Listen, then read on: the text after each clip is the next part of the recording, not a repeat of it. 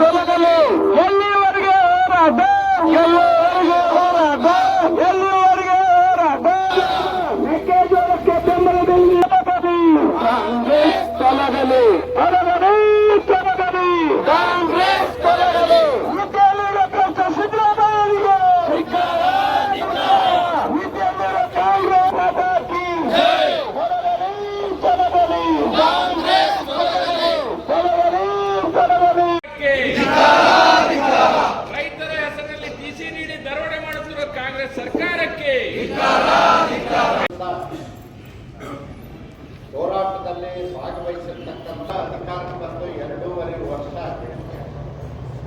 ಅಧಿಕಾರಕ್ಕೆ ಬರುವುದಕ್ಕಿಂತಲೂ ಮುಂಚೆ ಅವರು ಹೇಳಿರ್ತಕ್ಕಂಥದ್ದು ರಾಜ್ಯದ ಅಭಿವೃದ್ಧಿ ಮಾಡ್ತೇವೆ, ದೀನದತ್ತ ಉದ್ಧಾರ ಮಾಡ್ತೇವೆ ಮತ್ತು ನುಡಿದಂತೆ ನಡೀತೇವೆ ಅಂತ ಹೇಳಿ ಪ್ರಣಾಳಿಕೆ ಮೂಲಕ ಪ್ರಕಟ ಮಾಡಿ ಜನರಿಗೆ ಮೋಸ ಮಾಡಿ ಬಡವರ ಮನಸ್ಸನ್ನು ಕದ್ದು ಅಧಿಕಾರಕ್ಕೆ ಬಂದಿರತಕ್ಕಂಥ ಸಿದ್ದರಾಮಯ್ಯನವರ ಸರ್ಕಾರ ಕಳೆದ 2.5 ವರ್ಷಗಳಿಂದ ರೈತ ವಿರೋಧಿ ನೀತಿ, ದಲಿತ ವಿರೋಧಿ ನೀತಿ, ಬಡವರ ಬಗ್ಗೆ ಎಳ್ಳಷ್ಟು ಕಳಕಳಿ ಕಾಳಜಿ ಇಲ್ಲ, ರಾಜ್ಯದ ಅಭಿವೃದ್ಧಿ ಕಡೆಗಣಿಸಿ ಇವತ್ತು ರಸ್ತೆಗಳು ಓಡಾಡದ ಸ್ಥಿತಿ ಒಳಗಿದ್ದಾವ.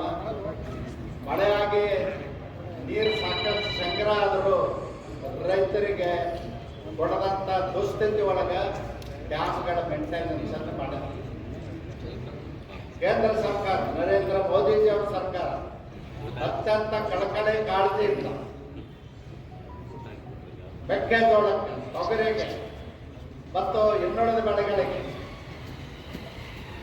ಬೆಂಬಲ ಬೆಲೆ ಘೋಷಣೆ ಮಾಡಿದರೂ ಕೂಡ ಈ ಸರ್ಕಾರ ಮೆಕ್ಕೆಜೋಳ ಖರೀದಿ ಕೇಂದ್ರ ಪ್ರಾರಂಭ ಮಾಡಲಿಲ್ಲ, ಸಕಾಲದಲ್ಲಿ ತೊಗರಿ ಕೇಂದ್ರಗಳನ್ನು ಖರೀದಿ ಮಾಡಿಲ್ಲ.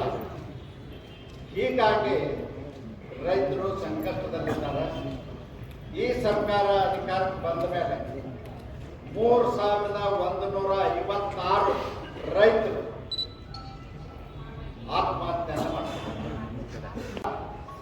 ಇವತ್ತು ಹೆಣ್ಣು ಮಕ್ಕಳ ಮೇಲೆ ಅತ್ಯಾಚಾರ ಆಗಿ ಕೊಲೆಗಳಾಗಿರ್ತಕ್ಕಂಥ ಒಟ್ಟು ಸಂಖ್ಯೆ 2,100 ಕೇಸ್ಗಳು ಸಿದ್ದರಾಮಯ್ಯನವರು ಅಧಿಕಾರಕ್ಕೆ ಬಂದ ಮೇಲೆ ನಡೆದಿರ್ತಕ್ಕಂಥ. ದಲಿತರ ಕೊಲೆ, ನಿತ್ಯ ದಲಿತರ ಕೊಲೆಗಳಾಗ್ತಾ ಇದ್ದಾವೆ. ಸಿದ್ದರಾಮಯ್ಯನವರು ಹೇಳ್ತಾರ, ನಂದು ಅಹಿಂದ ಸರ್ಕಾರ, ನಾನು ಹಿಂದುಳಿದವರ ಪರವಾಗಿ, ದೀನ ದಲಿತರ ಪರವಾಗಿ.